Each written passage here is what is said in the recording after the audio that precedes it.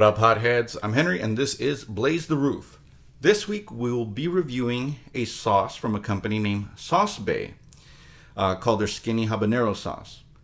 So I was a little disappointed about Sauce Bay because, I couldn't trademark that nickname anymore, but I'll still respond to it if y'all call me that. I was also Salt Bay for one Halloween, whatever that means. The company was started, I forgot exactly when, but it started by a guy named Kevin Carbone, who at the age of 21 was diagnosed with ulcerative colitis. So he decided he needed to eat better. Along the way, he discovered turmeric and the benefits that it has, the anti-inflammatory, and he just really fell in love with it and decided to incorporate it into his hot sauce. So Sauce Bay does have two flavors available. This one, the Skinny Habanero, and they also have a hotter habanero. They even have a clothing line. So if you really want to dive into the whole Sauce Bay thing, you can definitely do so. So Sauce Bay is stationed out of Lewisburg, North Carolina. Lewisburg was named after King Louis. So, North Carolina was one of the first 13 colonies, so there was some French influence there, right? It was named after Louis XVI. It is near Raleigh. There's not much else I could find out about this city because it is, I guess, a smaller town. But there are some famous people from there. So there is a radio personality by the name of Baby J. He's actually in Augusta, Georgia now, but he was born in Lewisburg. And his real name is Jay Jones. He's actually 47 now, so he's not quite a baby, but, grown ass Jay doesn't have the same ring to it. So, also, since they're close to Raleigh, I want to mention one of my favorite bands. They're a prog death metal band, very technical, very talented, named Between the Buried and Me. So, if you're not a bitch, check them out. They're pretty cool. All right, so let's look at the packaging. First of all, marketing-wise, I think this is a very clean design. It's just, white background, black, for the most part. So in the back you got, well, we'll get to that in a bit, but the logo's cool. It's a habanero, black with yellow writing. Very simple, but it's a cool stylized font, right? Same thing at the, it does say specifically made with turmeric. Even though it's not the main ingredient, it's still a prominent one, right? And it also says, the only bay you'll need. My life is now complete. All right, so all in all, it's still just a really cool design. Let's now talk about the ingredients. All right, the ingredients include pineapple, water, white vinegar, habanero, onion, garlic, jalapeno, turmeric, salt, cumin, black pepper, and ginger. So I've covered most of those, but one that I surprisingly have not covered yet is onions. Right? Onions! So onions is one of the oldest foods known to man. I guess they trace back how far back the genes go or whatever, and they were able to determine onions are one of the oldest foods around. There are 27 different types of onions. My favorite happens to be white onion. Just has a little bit more bite to it, very flavorful, very aromatic. Also like red onions, although why are they called red onions and not purple onions? I digress though. So onions thrive in soil that is moist, but not too wet. Ben Shapiro would definitely not approve of that. Anyway, over 450 semi-truck loads are eaten each day. So that's a lot of fucking onions. Which probably explains why most of you are walking out there with all day breath rather than morning breath. And but luckily parsley gets rid of onion breath. So pro tip, chew on a sprig of parsley, I guess, while you're at it after dinner or something. And onions are high in calcium and vitamin C. So before we get any further, let's hear from this week's sponsor.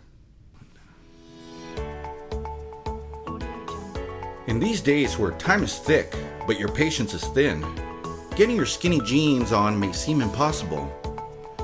Now, you don't have to struggle when you use Ingenious, the device designed to help you get into your skin-tight jeans with little effort at all. Just put your jeans in the Ingenious rack and jump on into them. Works best with vegetable oil. Not legal in California and New York.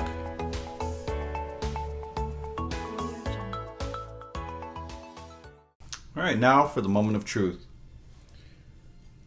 So, if you notice, this is, well, it's kind of watery. Well, you can't see it right there. And there's still there's a little pulpiness, but you can also see how liquidy it is. A flaw of the packaging was, again, it wasn't perforated, and it took a long time I had to get some scissors to do the wrap. It was just pretty hard to get off there. All right, so first impressions. Smell the cumin quite a bit here. A little bit of vinegar, I guess. Maybe a smidge of garlic. Well, let's see what this tastes like, right? Okay. All right, so let's get some of this in here. Jesus Christ. Come on.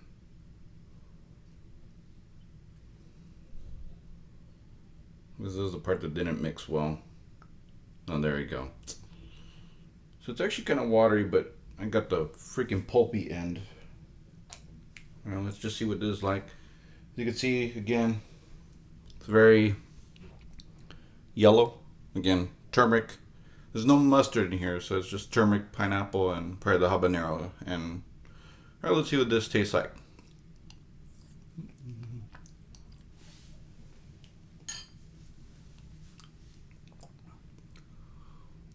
All right, so it actually has an initial burn at the tip of the tongue. I'm probably gonna attribute that to the habanero. And then there's a slow build up in the back of the tongue. That's probably the habanero. Slight sweetness to it. Again, it has pineapple in it, so that'd be expected. Thankfully, it's not overwhelmed with cumin. You don't taste much of the bitterness of the turmeric either. And I think you could taste a little bit of the garlic in the back there. Very flavorful sauce. Again, slightly sweet, but again has some spice to it. And a little bit of heat.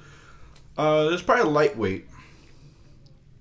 But it's pretty enjoyable sauce. Albeit, once they fix the packaging, the wrap on that. But aside from that, it's a good sauce. All right, let me think what I would put this on though. So okay, this sauce, again, like I mentioned, is a lightweight. It actually clocks in at 2,500 SHUs. So I think it's slightly hotter than like an intro style sauce, but nonetheless, it's still very manageable heat because it's got that sweetness to it. My go-to is always gonna be pork. I'd probably throw this on like some chicken dishes as well. The flavor profile is not heavy enough for, I would say, like any beef dishes, but I mean anything that I guess you could put pineapple on, like ham, not pizza. I mean, if you want to be a weirdo and put it on pizza, it's up to you. It's a free country. You can do as you want. You just, you're gonna get mocked incessantly if you do silly things. So, but yeah, I think it's, again, an enjoyable sauce. I don't know if I would make wings with this. I was thinking about that because I have a pack of wings ready to go. But, I don't know. It's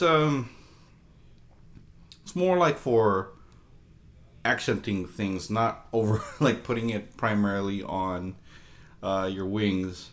I actually did that with the Exoresco sauce. I put that on wings. They were really fucking hot, but they were really good. So, I don't know if I'd do that with these. It'd be bearable. I don't know. I like my wings to have a little bit more kick to them. So,